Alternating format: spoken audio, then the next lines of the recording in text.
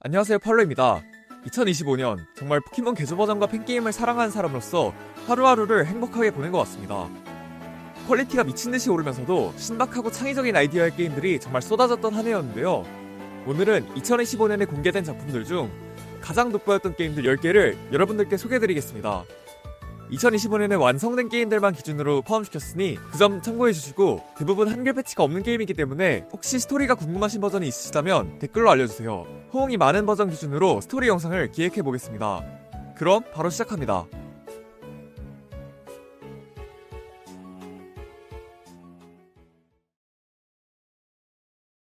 10위는 성도지방을 배경으로 한 포켓몬스터 하트의 소울입니다.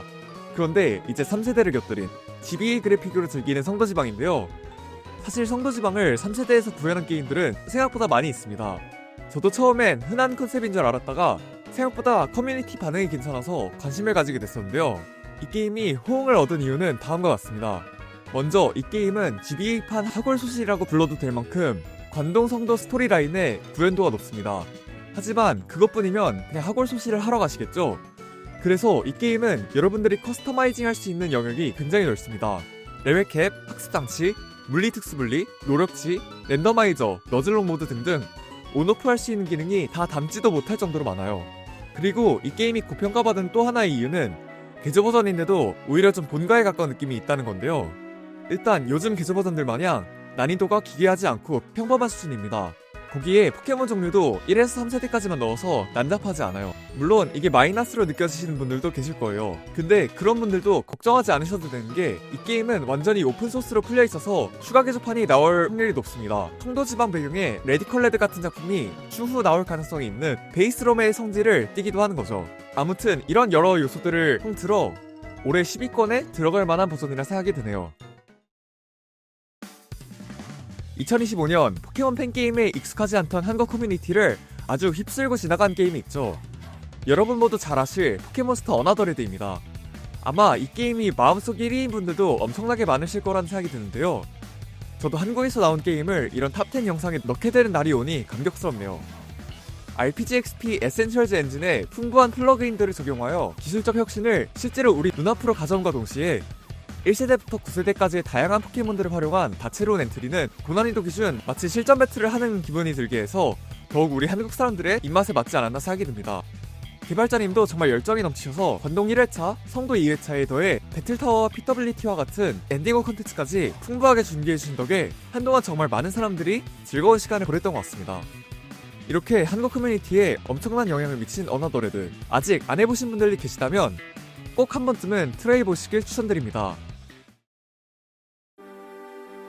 여러분, 하골소실을 플레이해본 분들은 약간의 아쉬움을 갖고 있는 부분이 있을 겁니다. 관동지방까지 재패하면 사실상 끝인데 파이어레드에는 있었던 7섬이 없잖아요. 물론 두 지방을 여행한다는 게 이미 레전드긴 한데 용량 문제로 아쉽게 7섬이 추가되지 못했었죠. 그래서 이 게임은 하골소실 후속작 컨셉으로 성도 관동의 챔피언이 된 주인공이 7섬에서 또 다른 모험을 시작하는 이야기입니다. 사실 7섬만이라면 게임이 너무 짧다고 생각할 수도 있을 것 같은데요. 그래서 그 후에 호연지방까지 갈 수가 있습니다. 올해 호연지방까지 업데이트가 된 이 게임은 7섬에서 호연까지라는 어디에서도 보지 못한 특이한 스토리 구조로 확실한 어필을 한 느낌이고요. 거기다 이미 챔피언인 주인공이라는 컨셉답게 게임을 시작하자마자 이전 모험에서 데려왔다는 느낌으로 최종 진화한 레벨 30 중반의 포켓몬들을 대량으로 얻고 시작합니다. 진짜 게임 시작하자마자 박스 상태가 이 모양이더라고요. 이 점 또한 다른 팬게임들에 비해 꽤나 특이한 점이라고 할 수 있습니다. 이미 챔피언이니까 초반 입성 파트는 과감하게 넘겨버리는 거죠. 신박한 매력이 있는 하트골드 7섬 버전, 저는 8위에 놓겠습니다. 이 게임이 아마 오늘 소개드릴 게임 중 제일 특이하고 독보적일 거라고 단언컨대 말씀드릴 수 있습니다. 포켓몬 레코드 키퍼라는 게임인데요. 일단 아트 스타일만 봐도 그 어디서도 찾아볼 수가 없던 느낌이죠. 장르는 로그라이트인데 층에 들어가서 랜덤으로 나온 포켓몬들을 싸우면 특정 기술을 포켓몬에게 가르칠 수 있는데, 원래는 못 배우는 기술이어도 가르칠 수 있어서 되게 신기한 빌드를 짤 수가 있습니다. 그렇게 파티를 보강해서 층 보스를 격파하면 특성을 하나 장착시킬 수 있게 해주는데, 문제는 이 게임에서는 포켓몬별로 특성을 4개까지 달아줄 수 있습니다. 미친 소리처럼 들리는 거 이해하긴 하지만 오히려 난장판이라 웃긴 거죠. 약간 아이템을 판명하는 게 아니라 기술과 특성을 판명해서 자신만의 빌드를 짜는 지금까지 확실히 한 번도 없던 형식의 포켓몬 로그라이트입니다. 지금 이 짧은 시간 내에 전부 이해가 갈 정도의 설명을 드릴 수는 없을 것 같은데, 이 게임은 제가 지금 따로 영상을 만들까 생각을 하고 있기도 합니다. 어쨌든 올해 정말 갑자기 출시해서 저에게 신선한 충격을 안겨준 이 게임을 7위에 놓도록 하겠습니다. 6위는 포켓몬스터 파이시스입니다. 이 게임의 대표적인 특징으로는 150종 이상의 오리지널 포켓몬인데, 제가 보통 오리지널 포켓몬이 많은 게임을 그다지 기대하거나 하진 않습니다. 근데 이건 정말 잘 맞는 편에 속하는 것 같아요. 기존 포켓몬들도 등장하기는 해도 확실히 스타일이 이질적이긴 하죠. 전 뭔가 기괴하면서 멋있어서 좋았지만 호불호 많이 갈리는 부분인 건 인정합니다. 하지만 오리지널 포켓몬에 더해 새로운 기술, 특성, 그리고 기믹까지 존재하거든요. 이게 상당히 재미있게 잘 짠 것 같습니다. 예를 들어 글룸이라는 새로운 상태 이상이 있는데, 상태 이상인데도 불구하고 걸린 대상에게 회복이나 추가 효과 등 이익을 주는 기믹이 있더라고요. 아무튼 자세히 들어가면 끝도 없으니까 원하신다면 직접 체험해보시길 바랍니다. 게임의 배경은 미래의 호엔즈방에서 진행되는데, 익숙한 맵을 되게 예쁘게 다듬으니까 또 다르게 보이더라고요. 또 NPC들 디자인들도 상당합니다. 우리한테 익숙한 호엔즈방 캐릭터들도 몇몇 등장하고요. 또 새로운 캐릭터들도 있는데, 정말 이 팀은 디자인 철학이 확실하게 잡혀있어서 좋은 것 같아요. 미래 호연지방에서의 새로운 경험을 원하시는 분들은 파이시스 정말 추천드리겠습니다.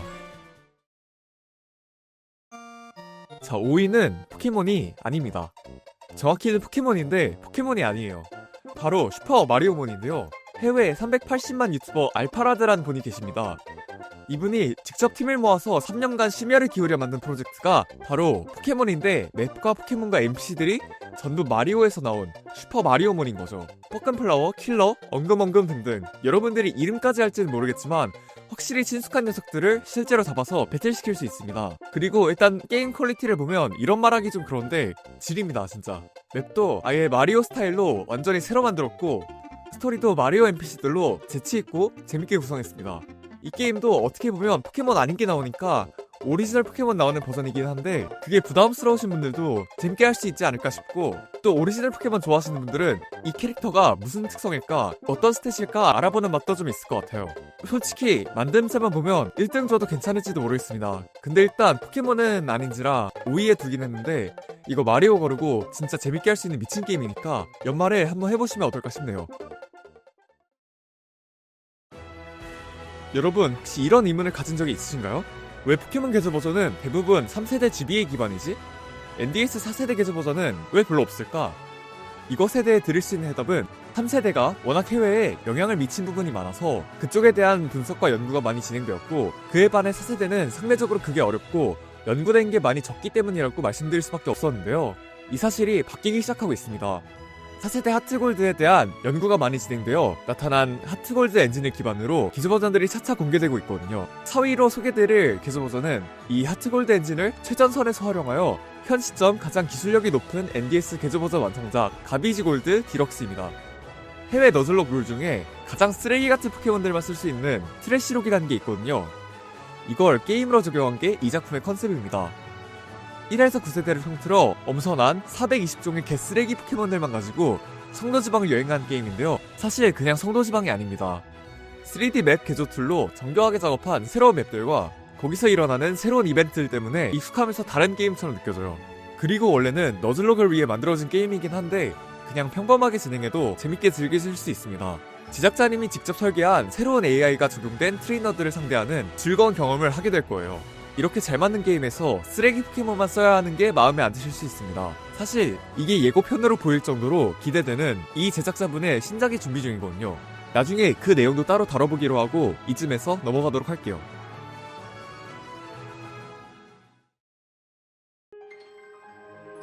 드디어 3등권으로 왔네요. 이번 작품은 에센셜즈 엔진을 사용한 꽤나 독보적인 게임인데요. 바로 포켓몬 어웨이크닝입니다. 이 게임을 해보면 JRPG의 향이 세게 느껴지는 걸 바로 느낄 수 있는데요. 대표적으로 파이어 엠블럼, 브레이블리 시리즈 등의 느낌이 확 납니다. 그 이유가 일단 일러스트나 분위기 등이 전통적인 판타지 RPG풍에 매우 가깝고, 스토리도 완전 그쪽이거든요.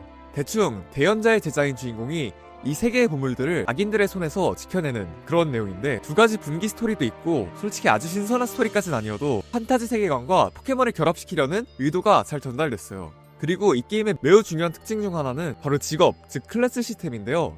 주인공과 트레이너들이 도적, 마법사, 댄서 등 RPG의 직업을 가지고 있어 자신이나 상대편에게 특별한 능력을 사용할 수 있습니다. 이거 적용한 게임은 아마 처음 보실 겁니다. RPG답게 좋은 직업, 쓰레기 직업이 좀 나뉘긴 하지만 해금한 직업은 언제든지 바꿔서 전직하실 수 있으니 여러 직업을 체험해보는 맛이 있습니다. 이 밖에도 설명드릴 많은 장점들이 있죠. 예를 들어 박스에 있는 포켓몬까지 적용되는 학습장치와 같은 편의성 시스템, 상당히 재밌는 게 많은 업적 시스템 등등 다 언급하기도 입 아픈데 그런 의미에서 이 게임이 올해 에센셜즈 팬게임 완성작 중 가장 높게 평가할 만하다는 생각이 들었습니다.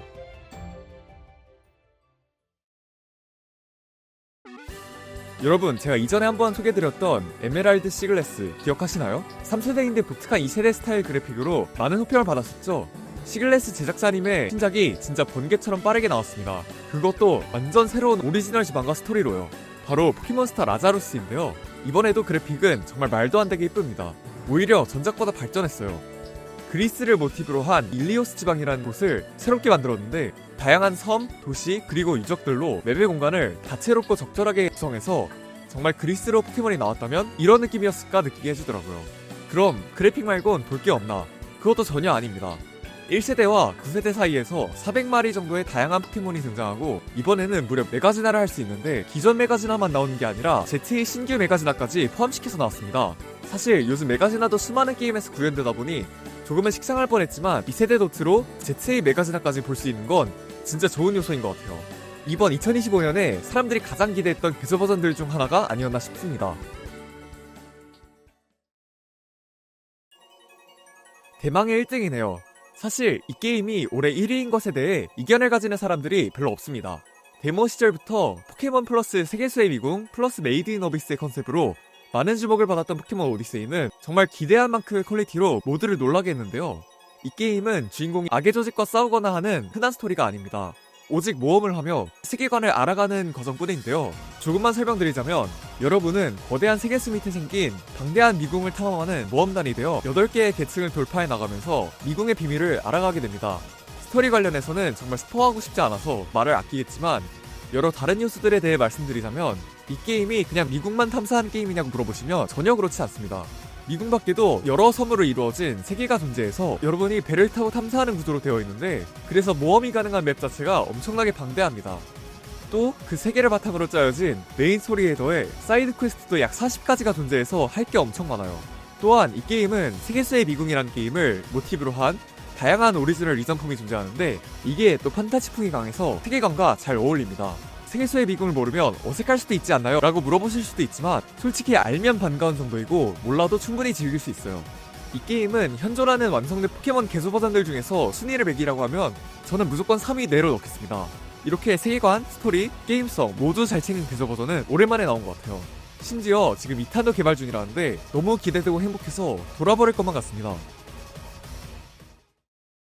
자, 어떠셨나요? 이번 2025년을 제가 평가하자면 정말 풍년도 이런 풍년이 없을 것 같습니다. 너무나도 좋은 게임들이 국내외를 불문하고 쏟아져 나왔던 한 해였습니다. 이번에도 물론 제 주관적인 리스트라 여러분들은 또 다르게 생각하실 수도 있는데요. 혹시 여러분의 탑10이지만 이 영상에서는 소개되지 않은 버전이 있나요? 또는 영상 앞에서 말씀드렸다시피 스토리가 궁금하거나 영상으로 다뤘으면 하는 버전이 있으신가요? 모두 댓글로 적어주시길 바랍니다. 저는 개조 버전의 진심인 펄러였습니다. 감사합니다. 영상 재미있게 보셨다면 구독과 좋아요, 알림 설정 부탁드리겠습니다. 그럼 저는 다음 영상에서 뵙겠습니다. 감사합니다.